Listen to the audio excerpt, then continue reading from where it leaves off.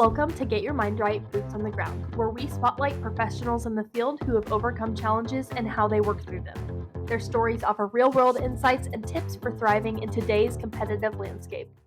Welcome back to Get Your Mind Right, the world's only podcast devoted to merchant services and digital marketing professionals. I'm John Johnson, and back with me today is Conci Yoder, Head of Risk and Underwriting. Hello. Hey, Conci. Yeah, Appreciate it. Glad to have you back. Of course. So, folks, if you missed episode 1 on this, Conci went through the definitions of what chargebacks are all about and how they impact the merchant, both on their time and how it can impact their business. If you missed that, I highly recommend that you go back and view that. But today, Conci, we want to talk about the step-by-step breakdown of the process, okay? Ooh, okay. So let's talk about when that cardholder disputes a transaction. Okay. What happens next? So when a cardholder disputes a transaction, they alert their bank normally and state, hey, this is an inaccurate charge on my bank account. Okay. We need to know what's going on here. Then that prompts a retrieval request for the merchant's processing platform. They receive that retrieval request for that additional chargeback information in the mail. Then once that occurs, normally the acquirer debits the merchant and sends that chargeback notice out to the merchant to alert them, hey, the information's been received. We're submitting a chargeback case on this scenario.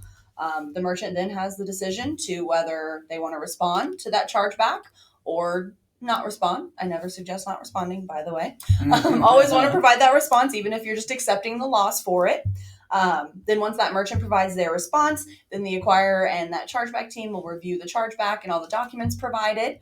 And then depending on the scenario, it depends on who wins that case. But that will kind of wraps things up.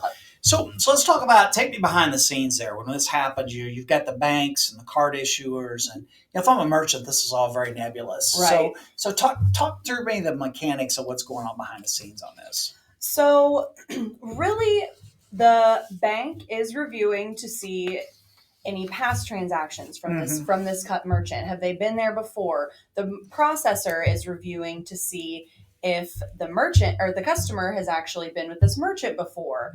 The card brands themselves, they're really just reviewing for any cracks in the case to see if there's anything that indicates to them this very well may be fraud, or maybe this customer shouldn't have been charged this money. So every team has a pretty specific role in the chargeback process. Are they similar? They are similar. Everybody is really working. Everybody's working to review, right? Everybody's working also to make sure the correct party is winning this case. That's something that I can appreciate with the chargeback teams. It's a thorough review every time.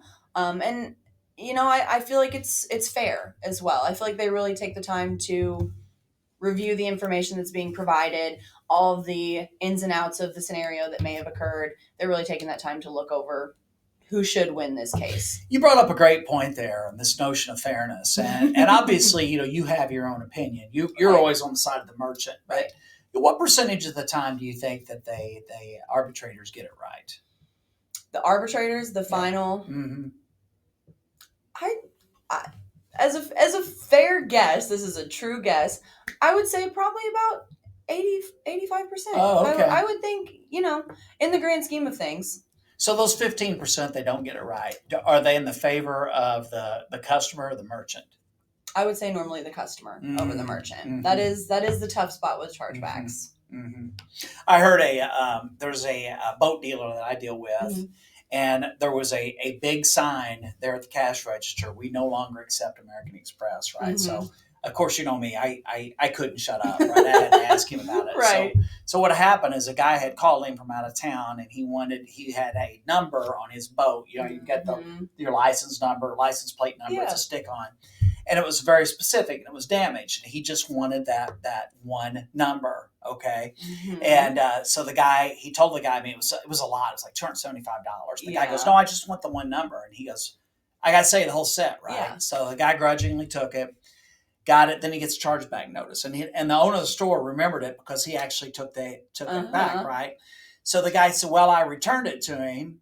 And then of course it wasn't dated until they disputed it. He gets it back, and the guy had cut the one letter out, and then sent it back. So my merchant says, "Well, I've won this, right?" And he sent the whole picture in, all this. American Express still ruled or whoever handled that arbitration with the customer. But American Express lost their relationship over that. And that does occur. Yeah, that does occur. So that's a shame. That is a shame. So let's just say it's one of these protracted argument deals. What's a merchant looking at to when he first gets that dreaded letter in the mail to when it's run to ground? What kind of time has elapsed then? So it's normally about, I would say, about a 30-40 day time frame for that. Relatively short. It could go up to 60 depending on, do they go into arbitration, do they go into pre-arbitration, but it is normally a relatively, a month's not very fast, but a relatively quick process. So beyond the chargeback and retrieval fees, are there any costs associated with arbitration, either for the merchant or for the cardholder? Yes, absolutely. When arbitration is prompted, there is normally a $250 to $500 fee for the prompter of the arbitration. So whoever prompts arbitration, if they lose, they also lose the money and they pay that arbitration putting up some money, fee. Jack. Yes, exactly. Yeah. So I always, I understand it's needed sometimes, but I definitely, try to suggest to deter that and always possible, just to make sure nobody's losing out on double money. I gotcha. Yeah. So tell me about times or is there ever an instance where a merchant is just automatically going to lose? Key entered transactions are very difficult in the chargeback world. Why is that? Because it is very hard to prove that the customer was actually present or approve that transaction when the transaction is hand-keyed. So that is really the toughest scenario that I've seen merchants experience with chargebacks is it's a hand-keyed transaction. It is unless they can provide just stellar evidence, it's pretty rare a merchant will win a hand-keyed chargeback case. Gotcha. So talk to me about this. Let's say I've had a chargeback initiated to me. Okay. Is there a way for the merchant to really hotwire the process to where they settle with the customer outside of the process and make it go away?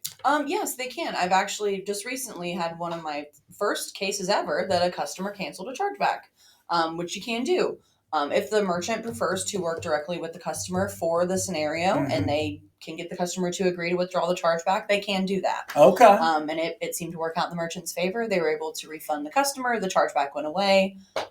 So it can happen. So I'm guessing in this case, the merchant actually knew the customer and reached out to them. Yes, they knew them well enough to have their contact information. Okay. I don't think they were really... I don't think I would consider them friends, but they knew each other. Right. Yeah. Right. Okay. But it doesn't happen very often. It does not happen very often, no. Well, Conci, this was great. I really appreciate the overview on it. That's all the time we have for today. I'm John Johnson here, and for Conci Yoder, let's keep your mind right, and I'll see you here next time.